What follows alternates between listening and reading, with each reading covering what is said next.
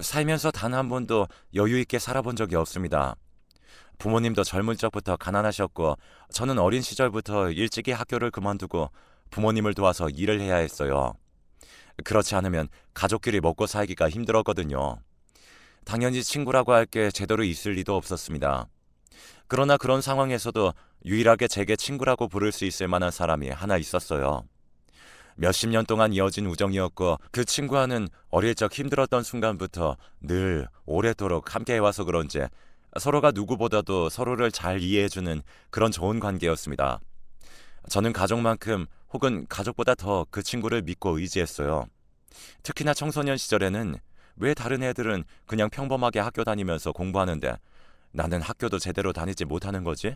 에 대한 불만이 너무 강해서, 부끄러운 이야기지만 살짝 엇나가기도 하고 부모님과의 사이도 그렇게 좋은 편이 아니었어요. 그럴 때마다 제 힘든 것들을 토로할 수 있는 대상은 그 친구가 유일했습니다. 야, 우리 나중에 어른 되더라도 우리 계속 친구하면서 지내는 거다. 그 친구가 없었다면 제 인생은 아마 2배 정도 더 암울했을 거예요. 힘겨운 학창 시절을 보내면서 친구와 시간을 보낼 수 있다는 게 제게는 정말 거의 유일한 위안이었으니까요. 부모님의 일을 도우면서도 시간이 난다면 꼭 친구와 만나서는 별건 아니더라도 함께 돌아다닌다거나 이것저것 구경하는 등 여러모로 시간을 보냈습니다. 이런 저희의 우정은 당연히 어른이 되어서도 변치 않았습니다. 특히나 친구는 저만큼은 아닐지라도 역시나 집안 사정이 그리 넉넉지 않았기 때문에 아마 친구 역시 저를 어느 정도 의지하는 부분이 있었을 거예요. 서로가 서로를 보듬었다 보니 당연히 사정이 조금 더 나아진 뒤에도 우정은 더욱더 견고해져 갔습니다. 그러다가 30살이 되었을 때 친구가 결혼을 하게 되었어요. 정말 가족 같은 친구였기에 그 누구보다도 친구의 결혼식이 너무나 기뻤습니다. 저는 없는 형편에 있는 돈을 다 끌어모아서 축의금도 200만 원을 해줬어요. 당장 한 푼이 아쉬운 상황에서 200만 원이란 돈이 크긴 했지만 친구와는 바꿀 수 없었죠. 야, 너는 무슨 축의금을 200만 원이나 했어? 괜히 미안하게. 아, 다른 사람도 아니고 네 결혼식인데 내가 돈을 아낄 일이 있냐? 걱정 말고 받아. 대신 나중에 배로 갚고. 알았지? 결혼을 한 친구는 이전보다 훨씬 더 안정적이고 행복해 보였습니다. 그런 모습을 보니까 저도 결혼이 하고 싶어지더라고요. 하지만 결혼은커녕 언감생심, 연애조차 꿈도 못 꾸는 처지였어요.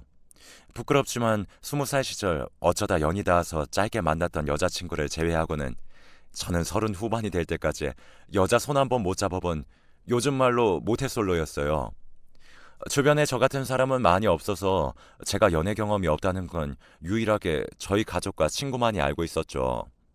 사실 여자친구 같은 게 없던 지 오래되다 보니 그동안은 그렇게 외롭다는 느낌이 들지 않았는데, 이상하게 친구가 결혼해서 사는 모습을 보니까 나도 더 늦기 전에 연애를 좀 해볼 걸 이라는 후회가 들더라고요.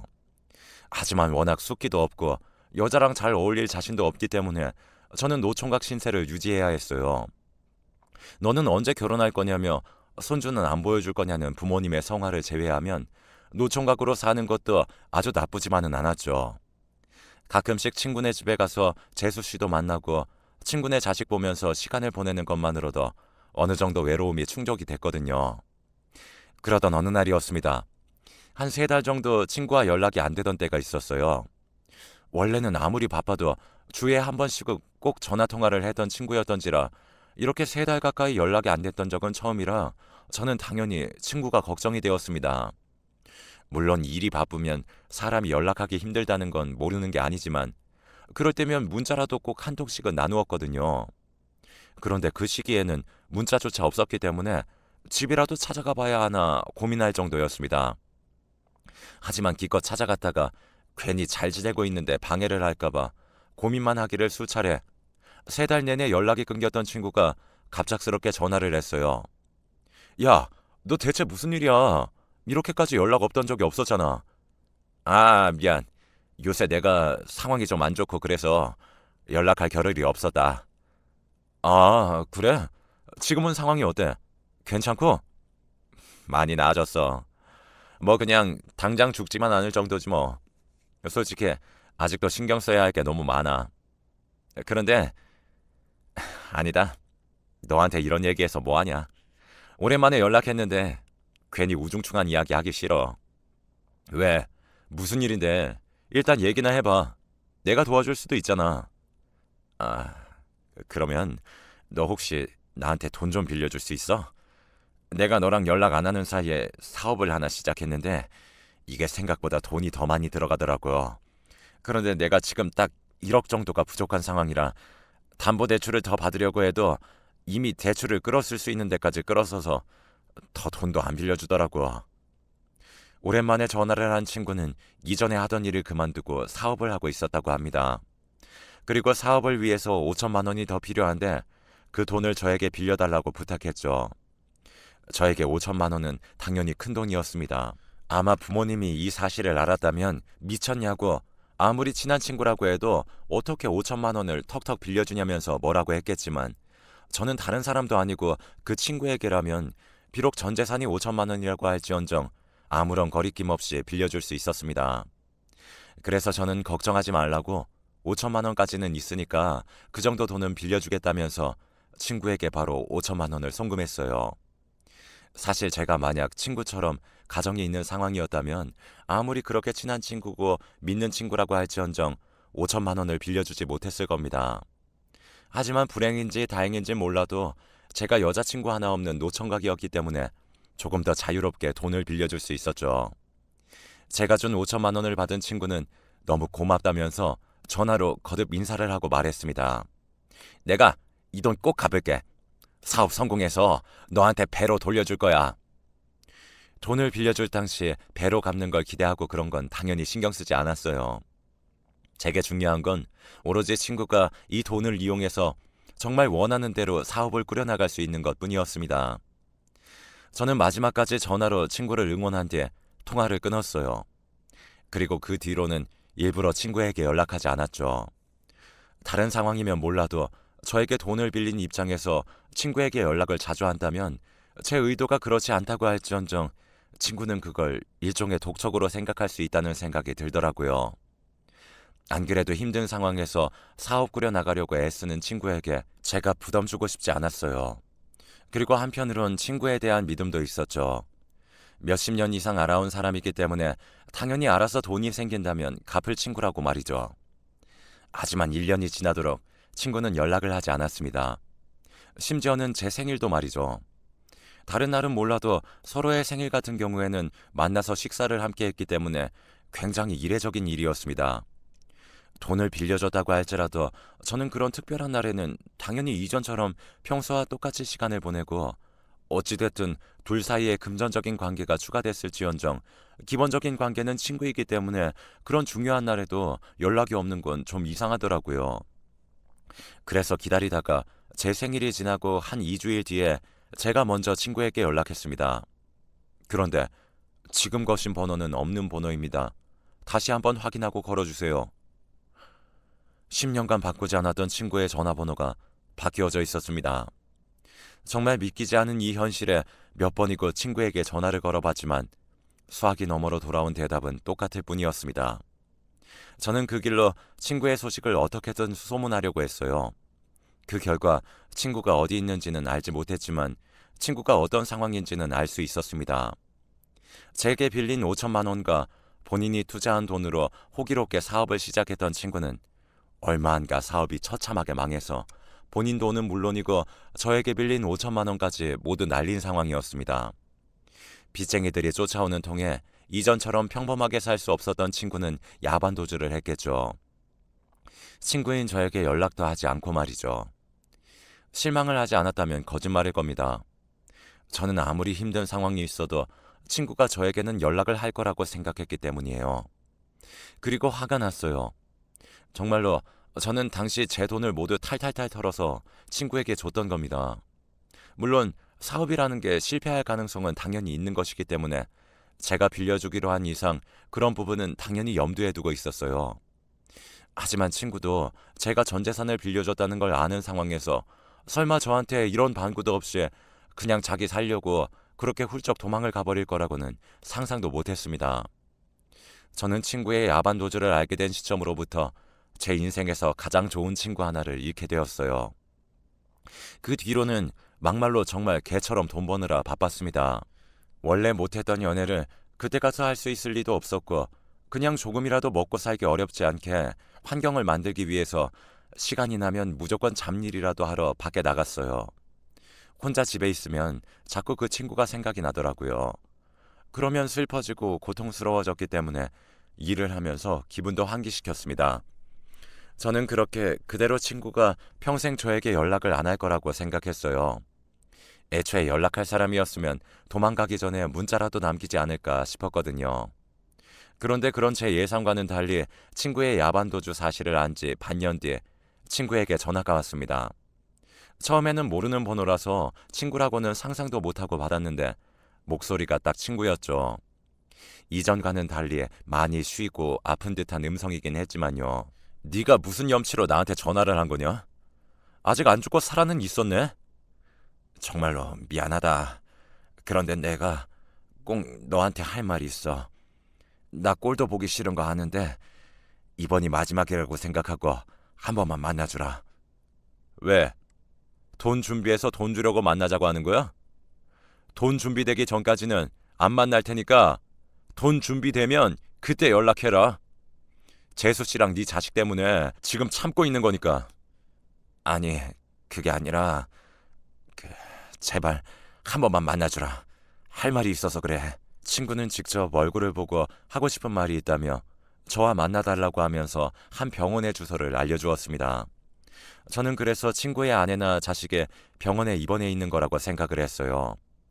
그런데 막상 병원에 누워있는 것은 친구였죠. 심지어 그냥 조금 아프고 만 것이 아닌 말기 암이었습니다. 게다가 죽을 날까지 이미 받아놓은 상황이었던 거죠. 친구는 자신의 얼마 안 남은 생 속에서 제게 꼭 사과하고 싶었다고 합니다. 병실에 초라하게 누워있는 친구를 보니 만감이 교차했습니다. 누구보다 덩치도 커서 건강했던 친구인데 이제 앙상한 뼈만 남아 금방이라도 눈물을 떨굴 듯한 눈빛으로 저를 쳐다보는데 그 순간에는 아무 말도 아무것도 할 수 없었습니다. 그리고 친구는 조용히 입을 떼기 시작했어요. 네가 얼마나 큰맘 먹고 그 돈 빌려줬는지 내가 모르는 게 아닌데 그땐 당장 빚쟁이들이 쫓아오고 그러는 게 너무 무서웠어. 그리고 네 앞에서 고개 들기도 힘들었고 그 돈은 내가 정말 2배 넘게 돌려주려고 했었는데 2배는커녕 원금까지 깎아먹었으니 내 스스로가 너무 밉고 이런 나를 네가 어떻게 생각할지 몰라서 연락하는 게 너무 두렵더라. 하지만 아무리 두려워도 그랬으면 안 됐는데 정말 미안하다. 깡마른 얼굴과 몸으로 제게 사과를 하는 친구를 보니 참 이걸 뭐라 말해야 할지 모르겠더라고요. 하지만 그러면서도 그 당시에는 화가 많이 나 있었어요. 돈 때문에 화가 난 게 아니었습니다. 단지 이 친구와 나와의 우정을 생각한다면 미리 저에게 상의를 했어야 했고 그렇지 못하더라도 단 한마디라도 남겼다면 저는 그 친구를 믿고 기다렸을 텐데 말이죠. 그런데 배신감이 어찌나 커던 건지 그런 친구의 모습을 보고 있으면서도 실망감은 쉽게 누그러지지 않았어요. 그래서 친구가 사과를 해도 저는 아무 말도 없이 묵묵히 듣기만 했죠. 친구는 그런 제 마음을 이해한다는 듯 제게 답을 구하지 않고 죽는 그날까지 제게 사과를 했어요. 하지만 사과를 하면서 한 가지 부탁을 한 것이 있었습니다. 내가 나중에 죽고 나면 우리 영은이랑 민지만 이 세상에 남는데 솔직히 잘못은 다 내가 한 거야. 내 아내랑 딸은 죄가 없잖아. 그러니 부디 가끔씩이라도 내 가족한테 좀 들러주라. 이전 같았으면 그런 부탁을 하지 않았더라도 제가 먼저 나서서 친구 가족을 챙기려고 했겠지만 이미 저에게 친구는 더 없는 배신자였습니다. 물론 친구가 죽는 것이 마음 아프긴 했지만 그것과는 별개로 냉정하게 봤을 때 친구에게 받아야 할 5천만 원이 남아있는 것도 사실이고 그리고 그 전에 친구가 제게 빌린 돈을 갚기는커녕 마음대로 도망가서는 연락도 하지 않고 막말로 죽기 직전이 되어서야 연락을 해서는 뒤늦게 사과를 하는 것도 모자라 자기 가족까지 돌봐달라는 이야기를 하는 것이었으니 그게 제게 좋게 보일 리가 없었죠. 그렇게 친구가 먼저 하늘나라로 갔습니다. 그렇게 되니까 친구 아내를 보기가 참 그렇더라고요. 비록 처음에는 모르는 사이였으나 친구네 집에 자주 놀러 가면서 장난식으로 재수 씨 하면서 인사를 하며 개인적으로 참 많이 친해진 사이였는데 이제는 이전만큼 친하게 지내기는 어려웠으니까요. 심지어 이제는 말 그대로 채무 관계가 저희 사이에 생긴 상황이었으니 저는 악착같이 친구 아내를 죄어가며 돈을 받아내기 위해 압박할 수밖에 없었습니다. 친구 아내는 원래 전업주부로 집에만 있었는데 친구가 죽고 나서는 어떻게든 자기 딸과 둘이 살아갈 생활비를 마련하기 위해 더 나아가서 저에게 돈을 갚기 위해 일을 하기 시작했어요. 솔직히 처음에는 그렇게까지 가혹하게 뭐라고 하려고 한 건 아니었는데 나중에 정신을 차려보니까 제가 무슨 대부업 사채업자처럼 악마같이 빚독촉을 하고 있더라고요. 사실 법적으로 상속 포기를 하게 되면 재수 씨는 저에게 돈을 안 갚아도 됐었는데 다른 금융권 등은 법적으로 처리를 했지만 제 돈은 어떻게든 갚겠다고 하더군요. 저도 어차피 그럴 생각이었기 때문에 그 말이 크게 와닿진 않았어요. 그래서 더욱 돈에 집착하게 되었습니다. 대체 이런 식으로 해서 언제 5천만 원을 다 갚으려고 그래? 잠 덜 자고 먹는 거 줄여. 내가 성혁이 그 녀석한테 빌려준 5천만 원이 내 전 재산이라는 얘기 들었어? 물론 잘못을 성혁이 그 녀석이 했지만 지금 걔는 죽었는데 어떡해. 남은 사람이 갚아야지. 솔직히 제가 막말을 했다고 하더라도 친구 아내 입장에서는 견디기 힘들었을 겁니다. 하지만 친구 아내는 묵묵하게 일을 했어요. 아주 조금씩이라도 돈이 생기면 즉각 저에게 송금을 했고 정말 제 말 그대로 본인 입에 들어가는 거, 본인이 걸치는 거 전부 아끼는 것 같더라고요. 제가 그 모습을 거의 3년을 봐왔습니다. 하지만 제가 애초부터 그렇게 안면몰수한 인간 말종은 아니었던지라 진짜 제 돈 갚으려고 아등바등 사는 재수씨 모습을 보니 그게 참 안쓰럽기도 하고 짠하기도 하고 동정심이 들더라고요. 게다가 3년을 그렇게 열심히 했는데 저에게 갚은 돈이 3천만 원이 좀 안 되었습니다. 물론 제대로 일하지 못하는 형편에서 1년에 1천만 원씩 갚았다는 건 어떻게 보면 거의 고무적인 일이네요. 하지만 그만큼 재수씨 그리고 재수씨의 어린 딸은 제대로 사람같이 살지도 못하고 있었죠. 언제부터인지는 모르겠지만 어느 날부턴가 재수씨를 볼 때마다 아, 내가 이 돈을 다 받아야 하는 건가 하는 생각이 들었습니다. 5천만 원, 당연히 큰 돈이고 말씀드렸듯이 제 전 재산을 다 갖다 준 것이었기 때문에 당연히 소중한 돈입니다. 그러나 곰곰이 따지고 보면 그 돈이 현재 상황에서 꼭 필요했던 것도 아니고 이제 저한테 아무런 말도 없이 도망갔던 친구에 대한 원망도 어느 정도 많이 희석이 된 상황에서 제가 남은 2천만 원 정도를 받고자 지금처럼 재수 씨와 재수 씨의 어린 딸을 이런 식으로 고생시켜도 되는지에 대한 회의감이 무척 많이 들었습니다. 그러다 보니 문득 이런 생각이 들더라고요. 그냥 못 받는다고 생각하고 신경을 쓰지 말아야겠다.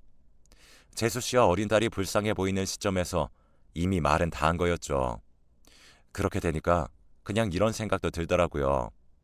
애초에 그 2천만 원은 내 돈이 될 운명이 아니었다고요. 그래서 그때부터는 점차 재수 씨에게 보내는 돈도 줄이라고 하고 약간 상황이 힘들거나 하면 돈 보내는 것보다 당장 먹고 사는 걸 우선시하라고 넌지시 이야기했습니다. 이상하게 그 시점부터는 진짜 친구 생각이 엄청 많이 들었어요. 죽기 전에 가끔씩이라도 좋으니 자기 가족을 들여봐주고 보살펴달라고 말하던 친구의 유언도 생각났죠. 어쩌면 저는 5천만 원으로 시작된 돈 때문에 제 인생에서 더 없을 친구 하나를 제 마음에서 도려낸 게 아닌가 싶었습니다. 완벽히 마음을 고쳐먹은 뒤로는 더 이상 재수 씨에게 빚을 갚는다는 명목의 돈도 받지 않았어요. 오히려 제가 일을 하고 조금이라도 여윳돈이 있다면 이걸로 민지랑 먹고 사는 거 생활비로 쓰라고 이야기하면서 돈을 주곤 했습니다. 물론 친구에 대한 앙금이 아예 없다고 하면 그건 솔직히 거짓말일 거예요. 어떻게 아예 없을 수가 있겠습니까? 친구가 했던 일들이 사라지는 게 아닌데요. 하지만 정말 재수 씨와 그 딸은 죄가 없잖아요. 게다가 무엇보다도 제가 친조카처럼 대했던 그 어린아이가 늘 제게 삼촌 삼촌 하면서 따라다니는 게 언제부턴가는 양심이 되게 찔렸습니다. 사실상 저는 말이죠. 그 아이 삼촌이 아니라 빚독촉하고 다니는 사채업자나 다름이 없었는데 행동을 바꾸고 나니 마음이 편해졌습니다. 재수 씨는 처음에는 이런 제 호의를 괜찮다고 하면서 조금 불편해하는 듯 보였지만 하루 날 잡고 진지하게 이야기하고 나니까 제가 정말 진심으로 둘을 돕고 싶다는 걸 알았는지 그 이후부터는 제가 해주는 호의들을 아무런 말 없이 받아들였습니다. 그리고 이것저것 하나하나 신경을 써줬어요. 내 마음은 그렇지 않은데 일부러 못되게 굴었던 지난 날을 비에 씻기듯 씻어내기 위해서 몸부림치듯이 두 모녀에게 정말 열과 성을 다해 잘해주게 되었습니다. 가족처럼 말이죠. 재수씨, 이 근처에 재수씨가 다닐 만한 학원이 있는데 한번 가보면 좋을 것 같아요. 새 일자리 구하기 어렵긴 한데 재수씨 나이 정도면 충분히 자격증 따서 다닐 수 있을 거예요. 변변찮은 일자리도 구하지 못하는 재수씨에게 자격증 학원을 소개시켜주면서 일자리를 구하는 것까지 도와주었습니다. 그러다 보니까 재수씨 입장에서는 제가 무척이나 고마웠나 봐요. 사실 5천만 원 중 2천만 원은 거의 받을 생각을 하지 않은 상태에서 재수씨가 딸과 살아갈 수 있도록 도와준 거니까요. 그래서인지 재수씨가 어느 날 그러더라고요. 저한테 동생이 하나 있는데 얘 한번 만나봐요. 얘가 예쁘고 착하고 성격도 좋아서 만약 잘 되면 그래도 좋은 관계로 지낼 수 있을 거예요. 갑작스러운 선짜리 제의에 처음에는 거절했습니다. 애초에 저 같은 상황에서 여자는 꿈도 못 꾸고 있었고 사실 스스로에 대한 자신감이 많이 없었거든요. 하지만 제가 아무리 거절을 해도 재수 씨가 꼭 사귀지 않아도 된다면서 한 번만 만나보라고 성화를 하는 통에 그래, 한 번 정도는 괜찮겠지 라는 마음으로 선자리에 나갔습니다. 그런데 재수 씨에게 예쁘고 참하다는 설명을 듣긴 했지만 정말 선자리에 나와 있는 재수 씨의 동생은 어딜 가도 사람들이 다 돌아볼 만큼 빼어난 미인이었습니다. 심지어 나이도 저보다 10살이나 어렸죠. 진짜 부담되더라고요. 저는 그냥 아저씨 얼굴에 배도 나와 있고 가진 것도 없는 상황이었는데 그냥 늙음하게 좋은 경험한다고 생각하고 가볍게 시간을 보내다 돌아왔습니다. 그런데 재수 씨 동생이 먼저 다음에 또 만나자고 이야기했고 어쩌다 보니 몇 차례 더 데이트를 하게 되었는데 그럼 안 되지만 시간이 지나면 지날수록 재수 씨 동생에게 반해가는 저를 느끼게 되더라고요. 놀라운 것은 재수 씨 동생 역시 저에게 호감을 보였다는 겁니다. 그렇게 둘이 가졌던 만남이 계속 이어지면서 저희는 약 2달 뒤에 연애를 하게 되었어요. 이 얼마나 기적 같은 일인지 함께 길거리에 나가면 거짓말 안 하고 주변 사람들이 저놈은 얼마나 능력이 있길래 저런 미인을 옆에 끼고 다니지 하는 시선으로 저를 다 쳐다봤습니다. 솔직히 당장 사귀고 있는 저 자신도 이해되지 않아서 물어본 적이 있었어요. 왜 나 같은 아저씨를 만나는 거예요? 그러면 여자친구는 늘 이렇게 이야기했습니다. 저만큼 배려심 넘치고 착한 사람이 없다고요. 나중에 들어보니까 여자친구는 재수 씨에게 제 이야기를 많이 들어왔던 모양입니다. 그리고 자연스럽게 제가 생활비를 지원해주고 일자리도 알아봐주는 점, 그리고 남은 빚은 거의 받지 않는 식으로 행동을 취하고 있다는 점까지 들은 여자친구는 먼저 저를 만나보고 싶다고 재수 씨에게 이야기를 했다고 해요. 그리고 실제로 만난 제가 정말 재수 씨에게 들은 것처럼 착해 보여서 마음에 들었다고 했죠. 결국 저희는 지금 결혼식을 올리고 부부로서 살고 있습니다. 살면서 제게 결혼은커녕 연애 자체도 불가능한 일이라고 생각하고 나랑은 연이 없는 일이다 하며 살고 있었는데 이렇게 어리고 예쁘고 현명한 아내와 결혼하게 되다니 지금도 솔직히 믿기지 않아요. 재수 씨가 강력하게 제 칭찬을 하면서 이야기하지 않았다면 아마 제게 이런 날은 없었겠죠. 상황이 이렇게 되고 보니까 제가 마음을 고쳐먹은 것이 천만다행이라는 생각이 듭니다. 여러분도 당장은 손해를 보는 일이라고 생각이 될지언정 최대한 마음을 곱게 쓰시면 저와 같이 복을 받을 수 있을 거예요.